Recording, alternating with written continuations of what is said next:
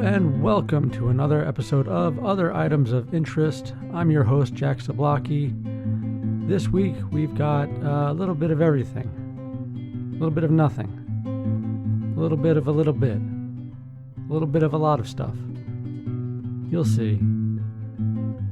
You'll see I'm just full of it.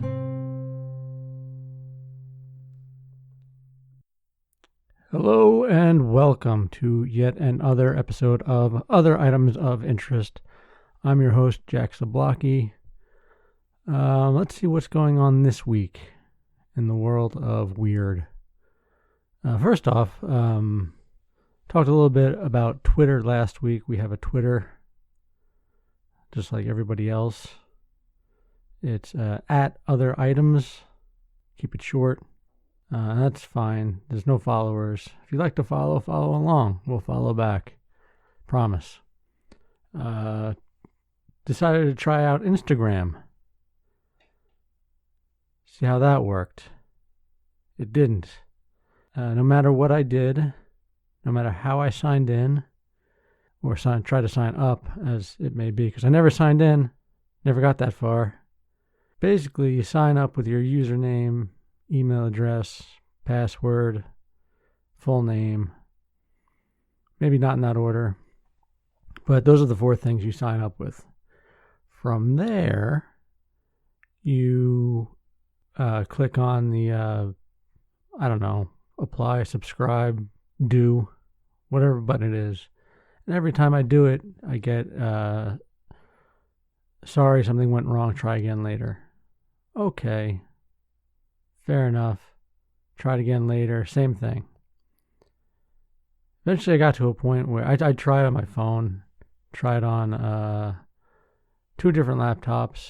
Different browsers. I've run out of usernames for the show, for Instagram. There's none left for us.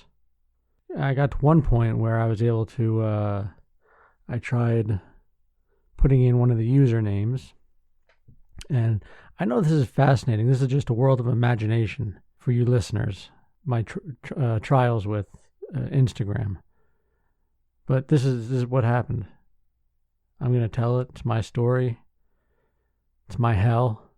So here it is. Put in a username, said, forgot, password or whatever. And I eventually get an email from Facebook, Instagram, because Instagram is owned by Facebook now, apparently. I'm out of the loop on these things. I don't know what's going on. I take a look at the email. They want me to take a picture of myself with a piece of paper with the username, my username written on it.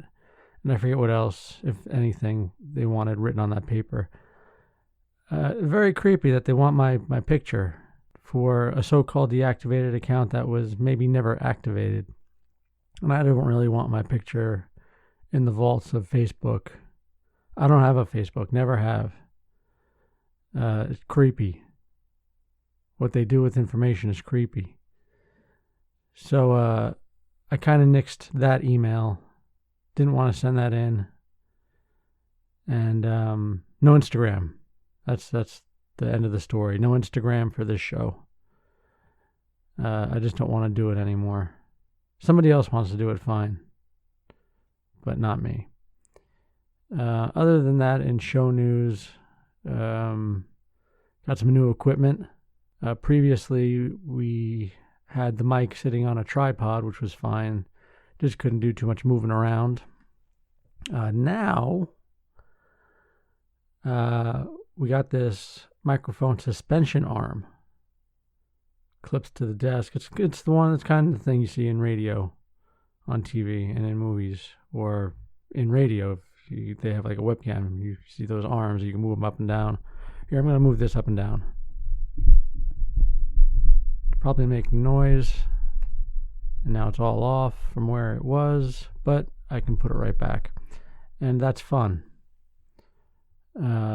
Microphone suspension arm. It's good times. I can move it around easily when I need to adjust. Just have to keep an eye on the monitor there, see how loud things are getting. That's the other thing. The show might be a little off for audio this week. just because I'm getting used to this microphone arm, and I think I can move around. Then it feels too quiet. Then it feels too loud. So we'll be getting used to this week. I do apologize. This week, we also have some stories. I'm going to try to keep it short this week, even though this monologue is going on for over 5 minutes. I do apologize again. This show is a lot of me apologizing this week.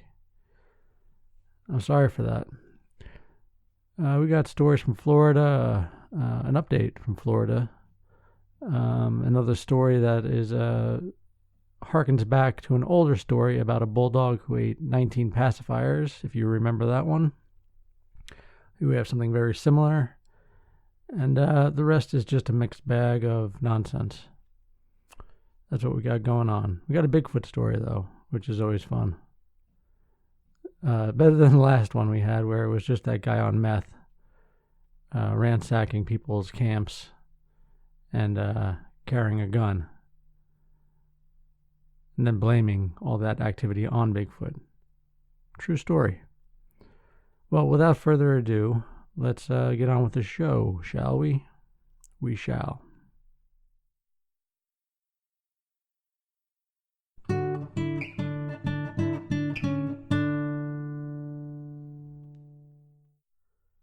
And we'll start off the show with an update. This is from quite a while ago. Maybe you'll remember it from some of the finer points of the story, what happened. But anyway, from the MiamiHerald.com, Florida woman pulls an alligator from her yoga pants. Now a judge has his say. And there we have an alligator picture in case you needed to be reminded of what an alligator looks like. This Florida woman's first mistake, putting an alligator inside her yoga pants and more than 40 turtles into a Teenage Mutant Ninja Turtles backpack. I think that was one of the finer points of the previous story, other than the woman putting an alligator inside her pants. But 40 turtles into a TMNT backpack. Her second mistake, getting into a pickup truck with a driver who would soon be pulled over for running a stop sign. You can never know if that's going to happen. I mean, really. That's when a Charlotte County deputy asked the pair why they had the wildlife inside the pickup. When they told him they were collecting frogs and snakes, the deputy asked if they had anything more. That's when, on May 6th, Ariel Michelle Marchand LaQuire pulled a foot-long alligator out of the yoga pants she was wearing. Why would you put it in your pants anyway? I don't think this touches on that at all. On Wednesday, Charlotte County Judge Peter Bell in Punta Gorda sentenced the 26-year-old woman to 6 months probation and 200 hours of community service, according to court records. LaQuire was also ordered to donate $500 to the Florida Fish and Wildlife Conservation Commission, the agency that handled the investigation after deputies charged her with possessing an American alligator, possessing more than 1 turtle per day, transporting more than 1 turtle or turtle eggs, and 1 count of possessing a soft shell turtle. So you can't possess more than 1 turtle per day. They had to come up with legal talk. I don't know the word I'm looking for. Legalese. Somebody had to come up with a law of why you cannot have more than 1 turtle per day. So you can accumulate turtles one by one, day after day, just not more than 1 per day. Just trying to understand the world. Don't listen to me. In July, LaQuire was cited for failing to appear in court. LaQuire, listed as homeless on her booking record, was jailed on July 29th and held on a $10,000 bond. She was released on Wednesday to face the judge. And that's the end of that. And I just hit the arm. I apologize if You could hear the suspension arm being hit. I'm not too sure about this thing. Maybe I just have to get used to it. Anyway, there's a mugshot of her down at the bottom.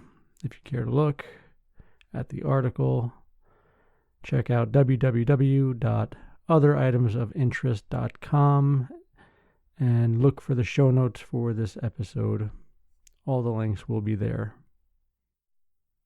A few months ago, we did a story regarding a bulldog who had eaten 19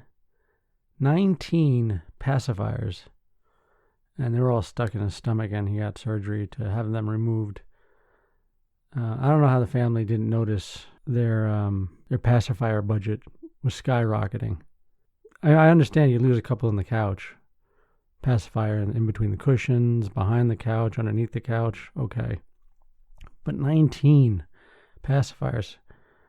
Yeah, you have to kind of start questioning where the hell are they going. Anyway, that dog ate the 19 pacifiers, had surgery, removed them, perfectly fine now. Well, here's a companion piece to that from the Bangkok Post. 32 rubber ducks found in pet bulldog's stomach. 32 rubber ducks. Little rubber duckies. Right up top, we have a picture of all the... I'm not going to count them, but I assume that's all of the rubber duckies. They're just kind of sitting there. Oddly enough, some of them have seemed to lost their eyes. They're painted on, but the paint has gone off what the eye should be. If that just made sense, I don't know what I just said. I think I just had a little mini stroke. From where the eye should be, the paint is rubbed off, okay? That's what I'm trying to say. Let's get to it. A Pattaya veterinarian has warned dog lovers to stop buying toy ducks for their pets to play with after removing 32 small rubber duckies from an ailing bulldog's stomach. The warning, together with a video, was posted on the More Mui Pattaya Ban More Rock Sat Facebook page. Allow me to read that again. The More Mui Pattaya Ban More Rock Sat Facebook page. That is a good title. It was not the first time I have had to perform surgery to remove toy ducks from a dog's stomach, but this is the highest number of rubber ducks I have ever removed. The owner of Davao phoned me yesterday saying she wanted her pet x-rayed to see how many more toy ducks were in his stomach after Davao? I don't know what they've named this dog. Davel. Davel? Davel? I'm going to go with Davel. Anyway, Davel vomited up 5 of them, the Post said. The x-ray showed his stomach was so full of toy ducks, I could not tell exactly how many. Because there's 32. It's a lot. She told the woman, my mustache is bothering me. I just like to break the story, and I'm annoyed with this stupid suspension arm, and my mustache is getting over my lips. I'm not enjoying any of this today. I'm sorry to break the show like that. Where were we? She told the woman she would have to operate to remove the toys before they moved into the animal's intestine, and a date was set. A total of 32 rubber toy ducks and 2 pieces of green rubber, likely from rubber balls, and some toy rubber snacks were removed. The dog recovered well from the surgery. He might be angry with me. As he walked toward his owner, he didn't turn back when I called him. Please share this story. And there's a hashtag. I don't want to see other dogs hurting like Davel, whatever the fuck his name is. The vet said Davel. I wish I knew how to say this because my brain doesn't want to decide on the correct pronunciation at all. The vet said Davel was a bulldog and weighed about 50 kilograms. The story spread quickly online, drawing expressions of concern about animal welfare. And below, Davel and the unwashed toy ducks removed from the bulldog's stomach. A couple of pictures. He looks like a good boy. big dog. I mean, he's not huge for a bulldog, but he's not an English bulldog. I don't know what kind of bulldog he is. Not a dog expert. And the duckies look nasty. Don't let your dogs eat duckies. Don't let your duckies eat dogs. Sound advice.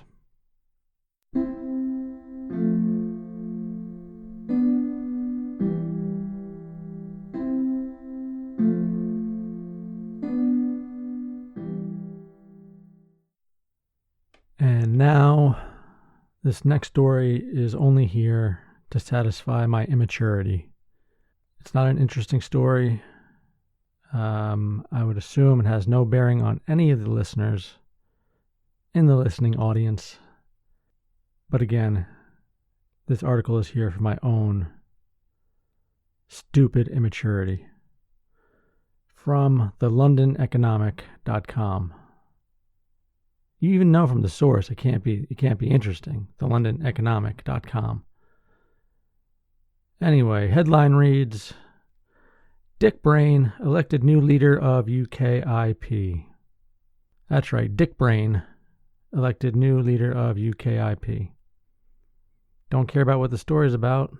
Just want to read about Dick Brain. Dick Brain has been elected as the new leader of the UK Independence Party. The odds-on favorite to replace Gerard Batten received 53% of the vote. He beat Freddie Vaca, who won... Freddie Vaca is like Chewbacca's cousin, who won 20% of the vote. Ben Walker on 14%, and ex-deputy leader Mike Hookham on 13%. Speaking after his victory, Mr. Dick Brain said he wanted to establish UKIP as the far moderate voice of common sense in Britain. We have got a great future and we are coming back. I am very excited and looking forward to leadership of this party, bringing the members together and delivering better results, he said. That would be Dick Brain said. Mr. Batten, who stood down after little more than a year in charge, congratulated his successor on his decisive win, calling for Mr. Dick Brain to reform the party, increase membership, and raise funds. There have been 8 different UKIP leaders since the referendum in 2016. That's it. That's all there is. Good on you, Mr. Dick Brain. You've done well for yourself. I congratulate you. On the name, too. And back to the real news from Time.com, Time Magazine. Smells like 1,000 rotting corpses. Florida vacation home invaded by dozens of vomiting vultures. How's that? And right up top is a video of vultures, the nasty looking buggers. Not good looking birds at all. A New York couple's luxurious vacation house in Florida has been taken over by dozens of black vultures that are vomiting and defecating everywhere. The Palm Beach Post, it's just gross. The Palm Beach Post reports the Casamano family can't even visit the $702,000 home they purchased earlier this year in the Ibis Golf and Country Club.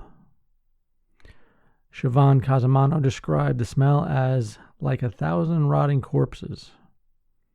What does she have to compare that to, I wonder? What kind of shit has she seen? Anyway, the vultures have destroyed screen enclosures and have overtaken the pool and barbecue. The few times the family has visited, they've had to park their car in the garage or the birds peck at them with their beaks. Very territorial birds, aren't they? We just recently did the 2 seagull stories about what jerks seagulls can be. The one seagull stole the little chihuahua, picked it up right out of the backyard, and then there were the other seagulls who wouldn't let the elderly couple out of their house. I remember these bird stories because one day there's going to be a bird uprising, and we're all going to be held accountable to hold our ground against these birds. You're either with me or against me on this one.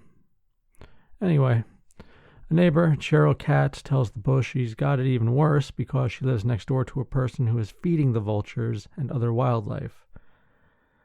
One of those people. In May, she said, "Vultures? Who feeds vultures? Why would you do that? You gotta have something wrong with your head. In May, she said vultures tore through her pool enclosure and couldn't figure out how to get out. Imagine 20 vultures trapped, biting each other, and they can bite through bones, she said. They would bang against my windows running away from a bird that was attacking them. Blood was everywhere. It was a vile, vicious, traumatic event. And it was Memorial Day, so no company I called would come out to help me. Finally, 3 police officers arrived. They removed the screens and shooed away the vultures. Since she has chronic lymphocytic leukemia, which leaves her vulnerable to infections, she's had to be extra careful going outside, even having someone power wash the patio twice. Well, that's nice. And then again, think how dirty that. Think about how dirty the patio was from vulture shit and vomit, that it had to be power washed twice. That's some serious vomiting and shitting. The homeowners blame Kat's neighbor, who they claim is excessively feeding wildlife. Kat said she has seen the neighbor give bags of dog food, it says foot, dog foot? I think it's dog food, and even a roasted chicken to the vultures. Lady's nuts. She's just asking for trouble. Neighborhood Association President Gordon Holness said they've warned the woman, but they're limited to what they can do because the vultures, as migratory birds, are protected by federal law. And believe it or not, that's something we've come across a lot on the show. Migratory bird law.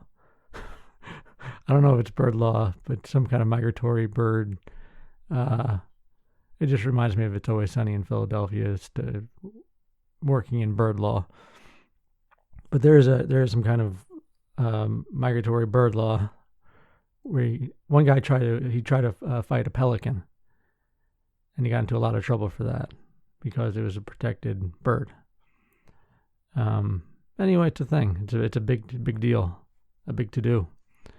Holness said vultures were not a problem in the neighborhood before this spring. He said they've contacted the Florida Fish and Wildlife Conservation Commission to issue a warning, but so far they've been ignored by the neighbor. Katz said she spoke to someone.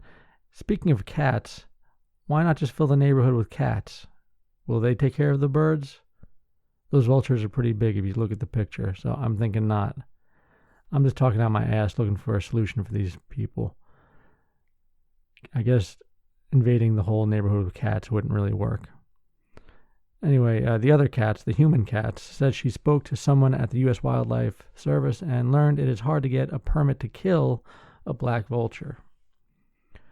People have suggested scaring them with fireworks or balloons, but that doesn't work for long. Cats even tried putting out 4 fake owls that have moving heads and blinking lights. The vultures chewed the owls apart, she said. They ripped the heads off. So maybe getting a bunch of cats in the neighborhood isn't a good idea then, if they're just ripping heads off robotic owls. I'll get back to the drawing board and work on this one.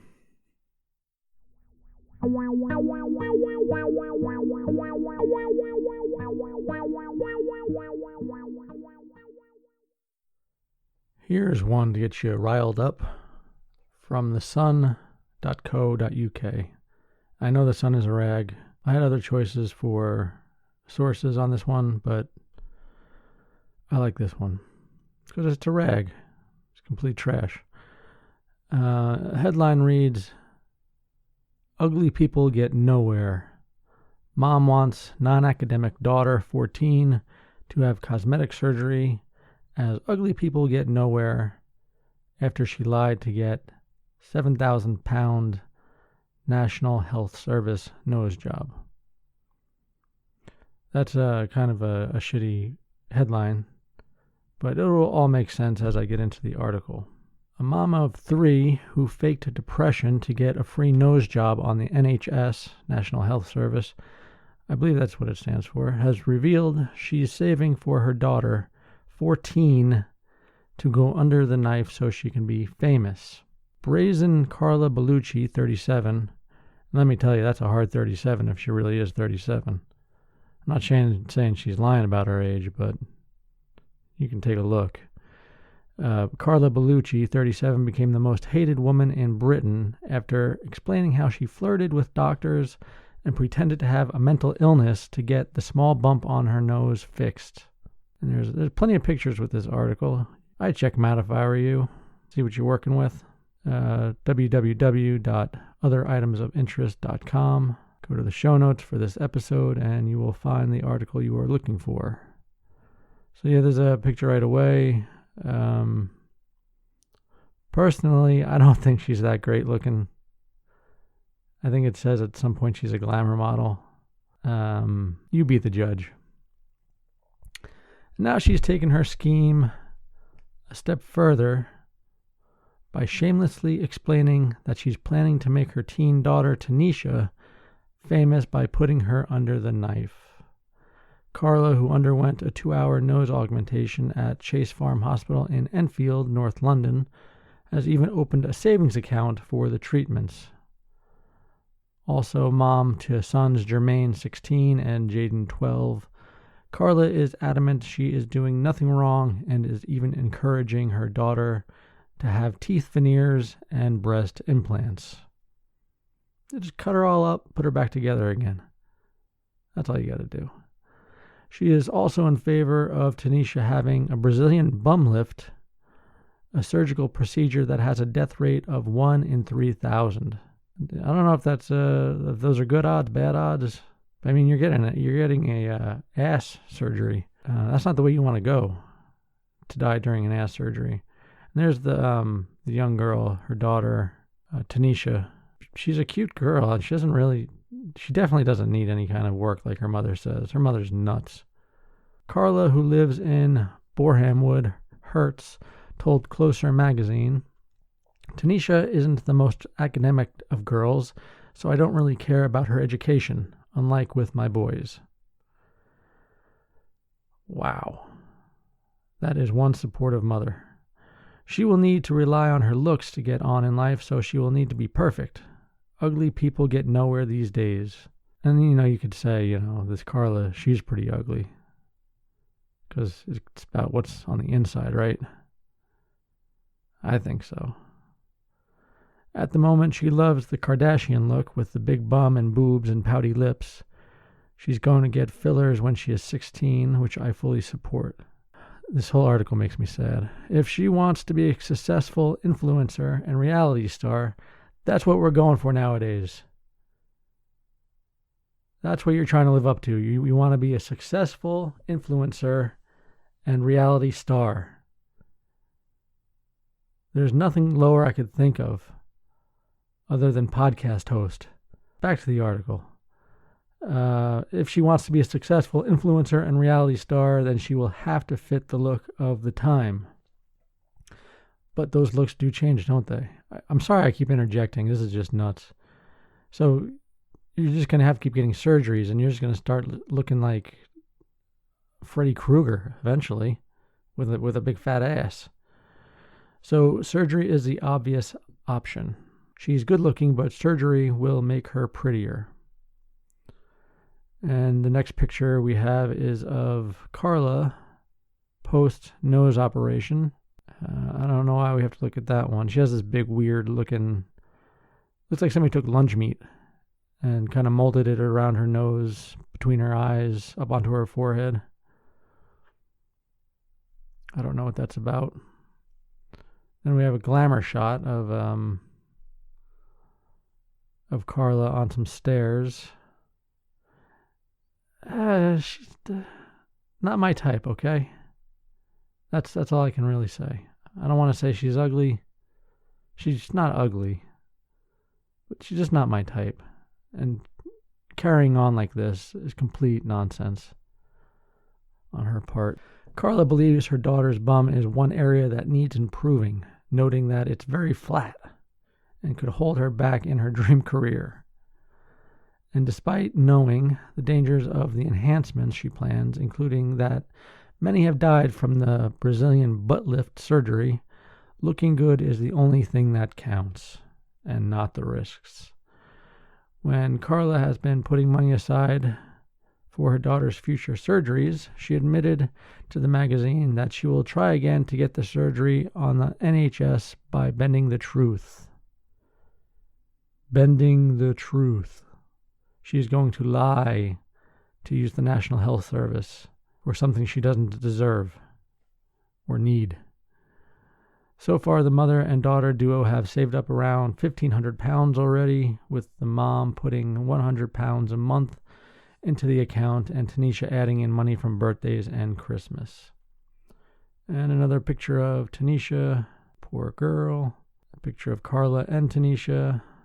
Tanisha has always been pampered by her mom, who admits the teen has been having hair extensions every few months since she was 12, acrylic nails every 3 weeks, and her eyebrows tinted frequently. What's getting your eyebrows tinted? I don't know. Does it just mean make them darker? I'm gonna choose to believe that. Carla spends around £200 monthly on her teenager's appearance so she can look the part from a young age before she begins her regime of surgery at 16.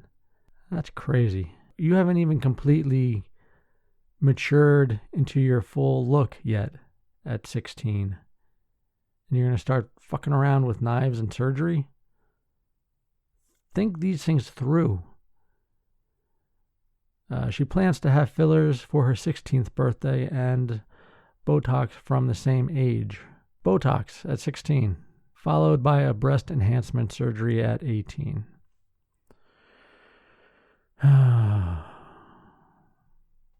And if her mom isn't anything to go by, the teen will do everything and anything she can to get what she wants done for a cheaper price. What is that supposed to mean? Sounds a little, I can't think of the word I need. This article has me exhausted. Former glamour model Carla, see, it says former glamour model Carla. I don't believe it. Originally went to a Harley Street surgeon for her nose surgery where she was quoted £6,000, which she wasn't prepared to fork out for. Instead, she convinced her GP to refer her to the NHS where she got the nose job for free. And even now, she sees nothing wrong with her controversial behavior. Tanisha also believes her mom has done the right thing, explaining she wants to be just like her and dreams of being famous so she can appear on Love Island. I assume that's a reality show over in England. I guess we all have to have dreams. I just don't understand Love Island. I know what I want and I'll find the best way to go get it, the teen concluded. Surgery doesn't worry me. Mom's had it and she's fine. Oh, there's more. In other news, Carla's sons revealed their embarrassment at their friends fancying their mom, as she won't cover it up in saucy Instagram snaps. She was able to get an Instagram account. I tried 5 fucking times, couldn't get an Instagram account. For I don't know what reason. Pardon me, a little bitter about the Instagram thing. I don't even like any of that social media shit, and I'm upset about it. Let's get back. I'm sorry. And she's not the only mom causing embarrassment. No, I'm not reading the rest of this shit. It's about other celebrities. You can go read it on the website through the show notes. I need to be done.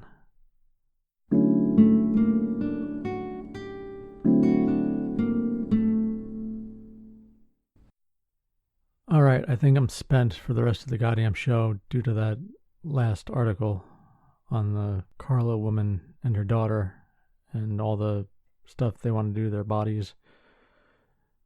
So let's just trudge through the rest of this, shall we? From abc11.com, woman thought she had kidney stones, gave birth to triplets. And I didn't watch the video that's up at the top of the screen, but it seems to be about chicken fingers. Don't know what that's about. A South Dakota woman who recently gave birth to triplets says she didn't find out about her pregnancy until she went to the hospital with what she thought were kidney stones. Danette Giltz of Sturgis gave birth to the healthy triplets on August 10th. Giltz says that despite having 2 other children, she did not know she was 34 weeks pregnant. She says that when she started having pains, she thought it was from kidney stones, which she has had before. She's also been pregnant before, but couldn't relate the feeling, I guess. Doctors told her she was actually in labor with multiple babies. That's got to be shocking. The triplets were born within 4 minutes. Each weighed about 4 pounds. And the babies' names are... well, she didn't have time to plan out names, I guess, because the names are Blaze, Gypsy, and Nikki. Those are fine names. I don't know what I'm talking about. That must be real shocking. You don't know you're pregnant. Doctor tells you you're pregnant and giving birth. And it's not just one, it's 3. I mean, that's a life-changing situation if I ever heard one. You like stories about jilted lovers? I got one. From usatoday.com. She wanted a late-night hookup, but he fell asleep, so she burned his house down. That's right. Burned the house down. A New Jersey woman is accused of torching a man's house after he invited her over for late-night sex, then fell asleep and did not hear her at his door. Taja Russell, 29, was arrested Tuesday in connection with a fire that destroyed a home earlier this month. Police accused Russell of sending a series of angry texts to the slumbering resident, then buying lighter fluid, matches, and a lighter. She had plan B, just in case this didn't work. Whether the matches or the lighter didn't work, she had a backup. She bought them at a nearby gas station around 4 a.m. on August 4th. She's accused of setting a fire outside the sole doorway to the man's home, then fleeing as the flames spread, according to a probable cause statement for her arrest. The victim, whose name has not been released, awoke around 4:30 a.m. to find flames blocking the exit from his smoke-filled residence. He escaped by physically removing a window frame and climbing through the opening, police said. Excuse me. I keep hitting this stupid suspension arm. There's also a mugshot right there in the middle of Taja Russell. She has a mixed emotions look in her face. One that, yeah, I did it, I'm proud. Says that she has that proud look in her face. But also like she's going to break down and cry because she really fucked up. In a lot of trouble, I think.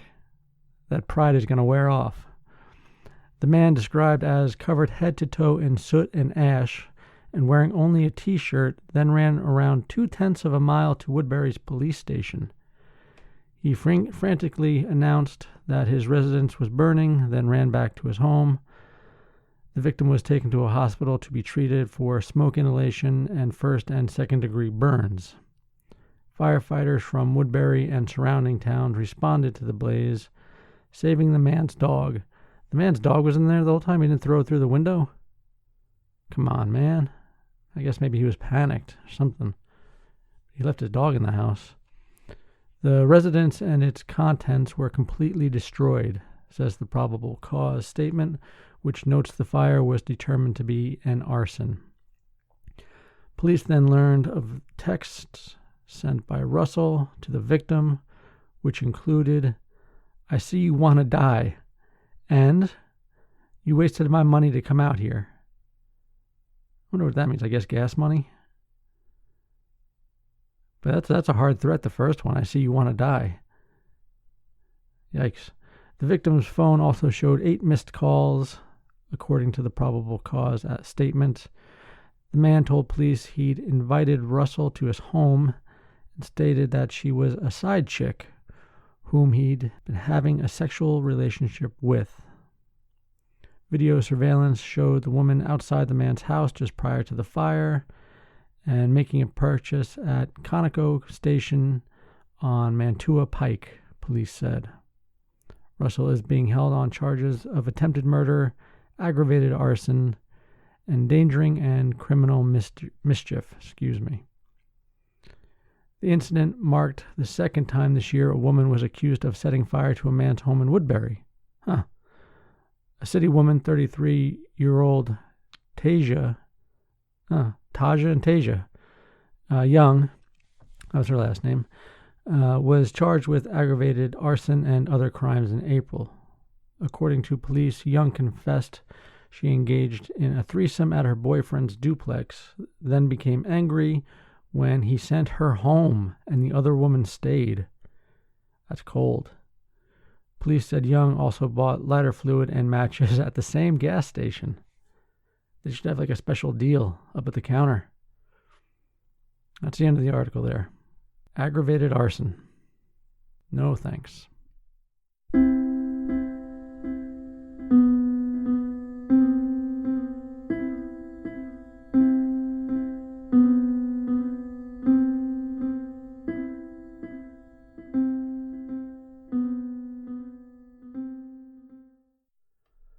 Autumn is coming up, and you know what that means.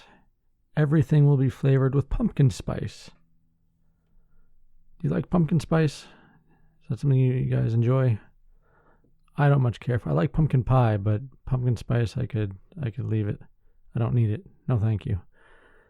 This one comes from WSAV Channel 3 on your side. They're there for you. Pumpkin spice spam to drop this fall. Pumpkin spice spam to drop this fall. They've finally done it. They've put pumpkin spice in everything. Now you can get your pumpkin spice flavor in your can of spam. Pumpkin spice season is just around the corner, which means your favorite latte, candle, and canned meat will get a sweet and spicy makeover.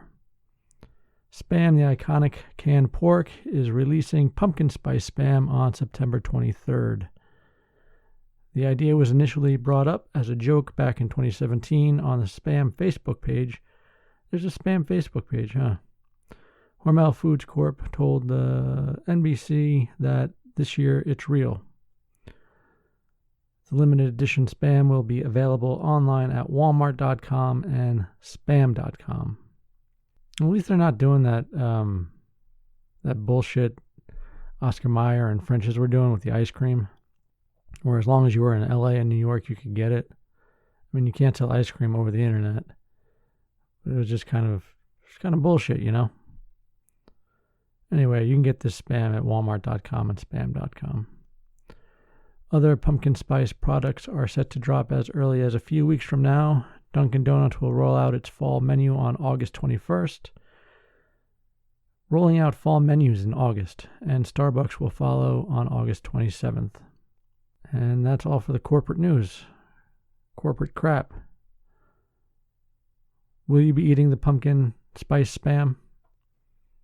What do you serve that with? Is it a dessert spam? I have questions, but I don't really care for the answers. Let's move on. Here's a weird one from theguardian.com. Terrifying hand sculpture flies in to give Wellington nightmares. Monstrous and malevolent sculpture Quasi alarms office workers and divides opinion.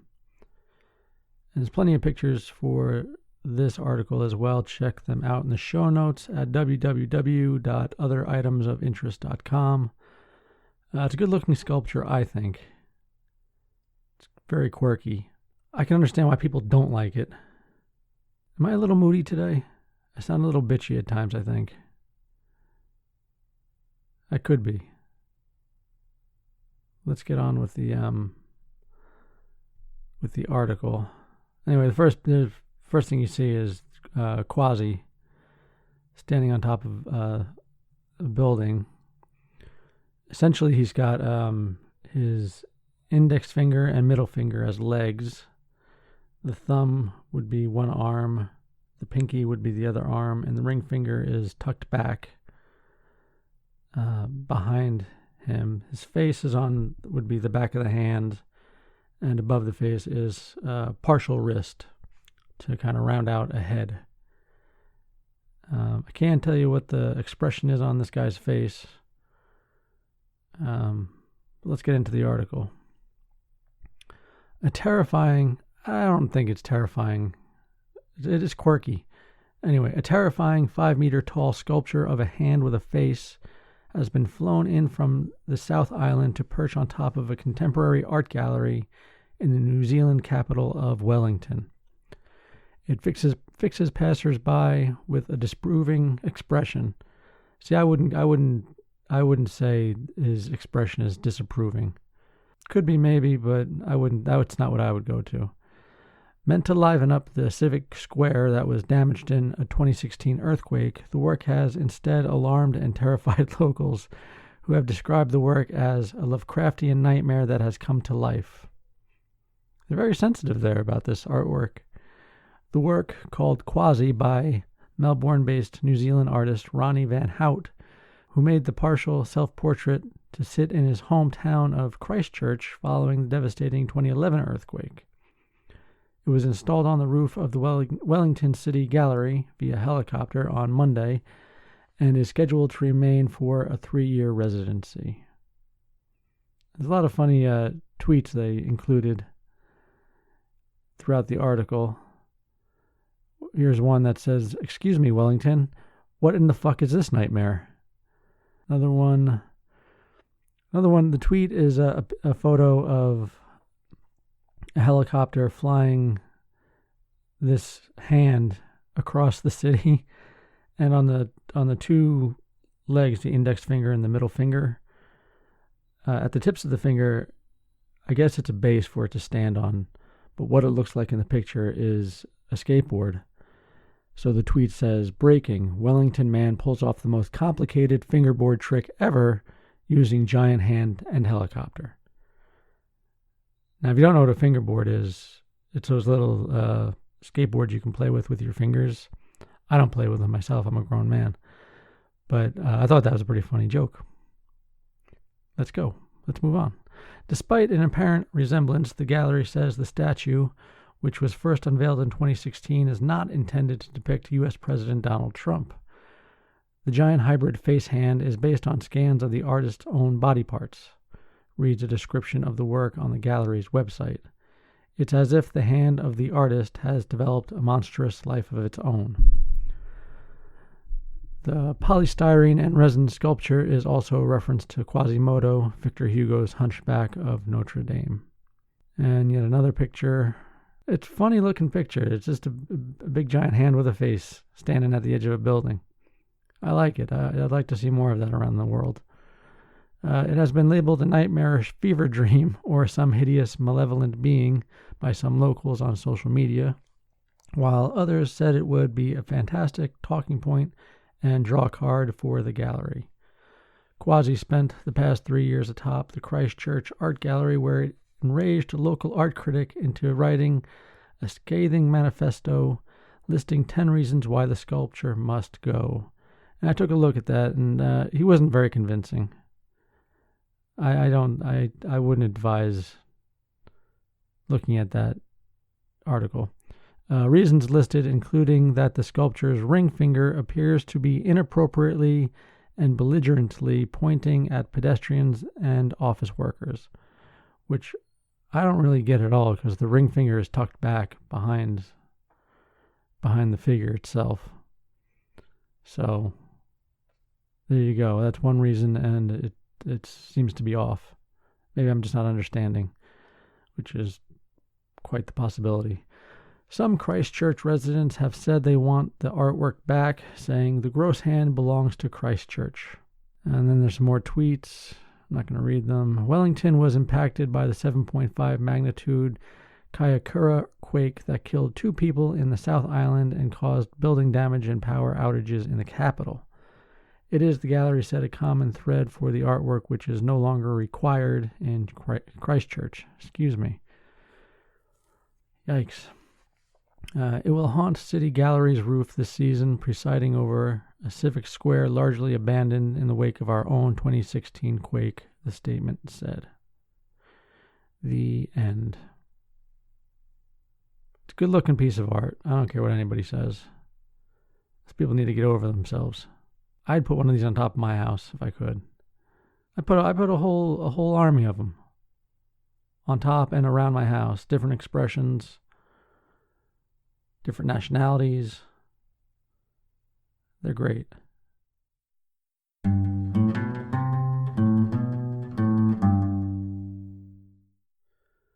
And here we have, it's our last story of the show, thank goodness for that, but a Bigfoot article. And this is brought to us by our friend Harvey. He was nice enough to pick up a Willamette Week from Portland, Oregon. I actually have the hard copy here. You can hear it crinkling. But the issue for the week, you know those free papers you get? They come out, once a week. This is the Willamette Week. Personally, I'm more of a fan of the Portland Mercury. That's me. This is a good issue. Bigfoot comes home. There's a couple of Bigfoot articles in the newspaper. We're going with the interview one. It's a little different, but I found it to be the most interesting. From wweek.com, Willamette Week. Bob Philby has spent... thank you, Harvey. By the way, if I didn't make that clear, thank you very much. Appreciate it greatly. Have a good day. Have a good life. Send us more stuff in the future. Bob Philby has spent 30 years logging Bigfoot sightings up and down the West Coast. Here's what he's learned. There are a few images with this one. Most importantly, he's made his own. It's a poster. It's a map of Oregon, and it's a good looking map. Bob Philby has never seen Bigfoot himself, but he knows where he's been. In the late 80s, a Los Angeles native, a trained neuroscientist, whose resume includes stints as a commercial artist, antique shop owner, and ride operator at Disneyland, began meticulously mapping Sasquatch sightings across the West Coast, beginning with Northern California, where he lived off the grid for 20 years. In my experience, if you live in Northern California off the grid, you're probably growing pot. That's just my experience, though. That's from what I know. I'm not saying that's what this guy did at all. It took him 3 decades, but Philby, who moved to the Rogue River 2 years ago, finally got around to finishing his Oregon map, which he sells as an illustrated double-sided poster at Bigfoot conventions and through his Etsy store. It features over 1,000 sightings across the state, along with an annotated guide to what he considers the most credible reports. Willamette Week spoke to Philby via email about his mapping project, what he's learned, and why people need to believe in Bigfoot, whether or not he actually exists. Willamette Week asks, what led you to start mapping Sasquatch sightings? Robert Philby replies, let's just say I had an interest in Bigfoot and decided to research the subject more, and having done so, came out with a map of sightings in California 32 years ago. It was always my plan to do Oregon, Washington, and British Columbia, and I have extensive notes for each, but laziness took over. It wasn't until moving to Oregon when some friends pressured me to finish the Oregon Bigfoot map, which I completed this spring after about a year's research. I was especially interested in older reports before Bigfoot became a media celebrity in the 1960s, from Native Americans, miners, and frontiersmen. I also concentrated on observations by trained observers like police, Forest Service employees, biologists, engineers, and the like. Willamette Week asks, what conclusions have you drawn from putting together these maps? Philby says, I have no theories or conclusions other than there are lots of reports of folks seeing Bigfoot or his tracks, so many that it's hard to believe all are confused, mistaken, or lying for publicity. And then we have another picture of part of the map he created. Willamette Week asks, what specific sightings stand out to you? Philby says, number 101 is interesting because it involves the Oregon Department of Transportation with several witnesses, a named U.S. Forest Service ranger and medical doctor, a newspaper account, and the Smithsonian Museum, along with account and exhibit numbers, and, best of all, a corpus delicti, now missing. I think he's referring to there was hard evidence, and it might have been a corpse. If you want to look up corpus delicti on Google, you might come to the same conclusion. Number 269 shows Bigfoot altruism when a hiker breaks his leg, passes out, wakes up to two Bigfoot looking over him, passes out again, and wakes up again after they carry him to his wife and car. How they knew it was his car, I don't know. I'm saying this, and this is not Philby. I guess they matched the key to the make and model. I don't know. A ton of these, Willamette Week says, a ton of these sightings are concentrated around Estacada and the so-called Bigfoot Highway. Why do you think that is? Philby says, the sightings in Estacada baffle me. It's quite open and well serviced by shrub and tree nurseries. It doesn't look like a place I would hang out or eye Bigfoot. Likewise, the suburbs of Portland have a tremendous number of sightings. Were I Bigfoot, I'd head to the mountains.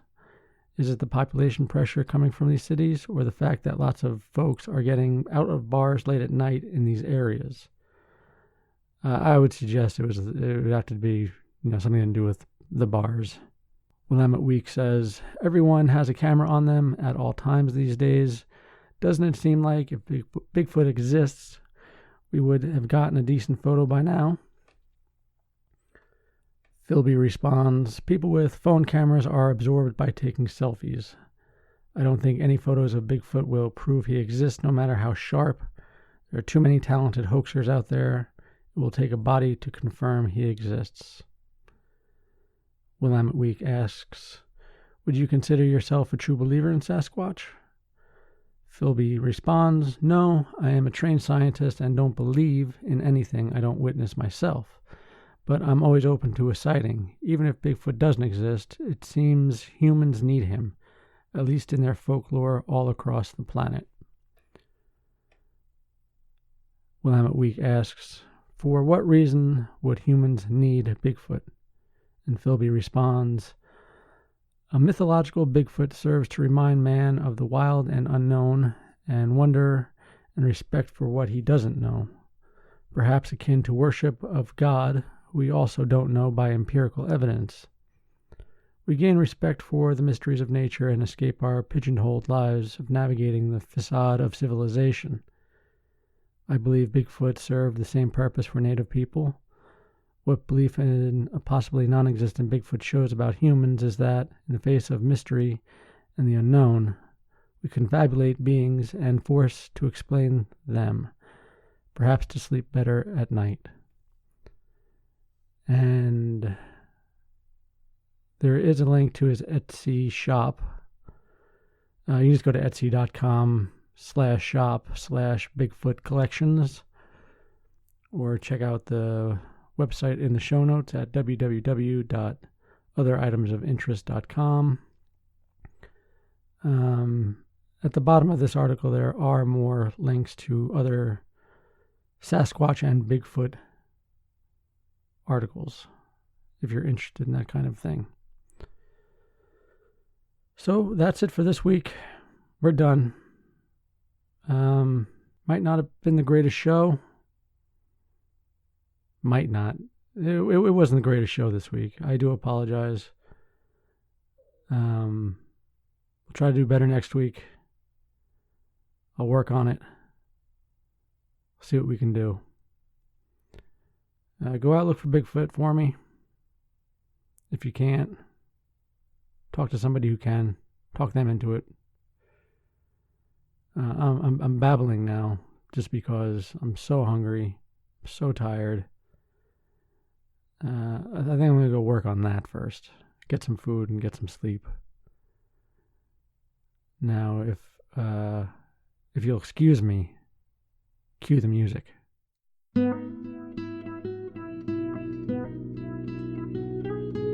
Hey, thanks for listening. Thanks for sharing your time with us. This has been Other Items of Interest. I've been your host, Jack Zablocki. Visit us online at www.otheritemsofinterest.com. Visit us on Twitter at OtherItems. Just those 2 words. Say hi to me. I'll say hi back. Okay, bye-bye.